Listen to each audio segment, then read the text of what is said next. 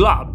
This word feels like a rallying cry against lazy, half-baked content. It symbolizes the way so many creators and companies toss out half-thought, copy-paste work just to grab views, attention, and money with the least possible effort. What the hell is even that? You see it everywhere. Your favorite Nintendo YouTuber cranking out their 10th possible Nintendo Direct videos of the week, or Ubisoft dropping another soulless open-world reskin. Disgusting! The SLOP age is here, and is thriving. We should call it out and, if needed, vote with our wallets to show what's acceptable in today's market. But like many internet terms, SLOP can be spammed into oblivion. Stop right there! Suddenly, anything someone doesn't personally like gets stamped with SLOP or whatever the insults of the month is. And now we have the newest ridiculous entry to that list, Mafia the Old Country. Apparently, the scandal is that it doesn't have swimming mechanics.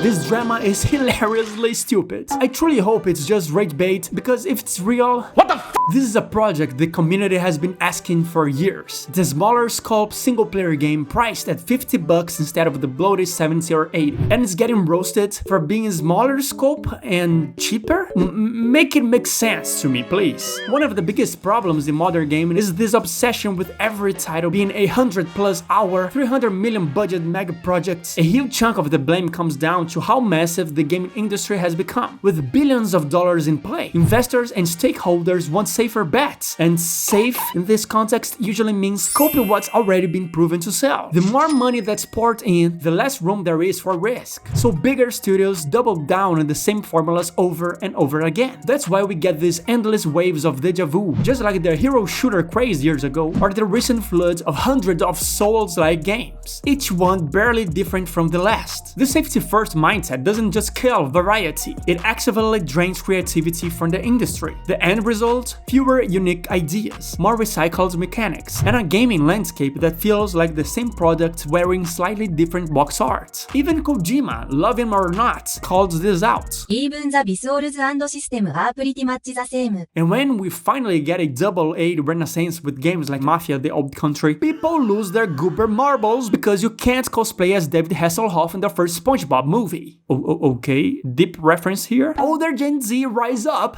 Look, the market is flooded with overpriced games. Publishers gamble hundreds of millions of dollars on the slim chance of creating the next big live service hit or bloated RPG, or worse, a relatable, cringe-fest aimed at Gen Z. I don't have to love it, I have to pay my student loans. Oh god. That's one reason games are getting more expensive. Budgets are so insanely high that they have to crank up prices just to break even. Yes, there's also a massive amount of greed involved. These big companies need to make more money every single year to keep the big suits happy. And together, they'll pull huge layoffs, shut down entire studios, and gut teams that just made a successful game. The greed in gaming is very, very real. But for this video, I want to focus on the scope of projects and how that ties into the problem. When we finally get a smaller project like Mafia the Old Country, a focused, linear story that doesn't try to cram in every AAA cliche, that focuses on specific things like narrative, simpler gameplay, and trimming the fat by cutting unnecessary features because it's a smaller project and it's priced fairly lower than their competition, y'all freak out because it's not The Witcher 3, GTA 5, or Red Dead 2. Chill. If you want more games that don't take an entire console generation to release, I'm looking at you, Naughty Dog and Rockstar. And if you want more creativity like the PS2 era, or if you want a variety of great games that aren't all $70 to $80, you need to chill when a smaller game comes around and stop slapping the SLOP label on anything that's not a $1 billion blockbuster.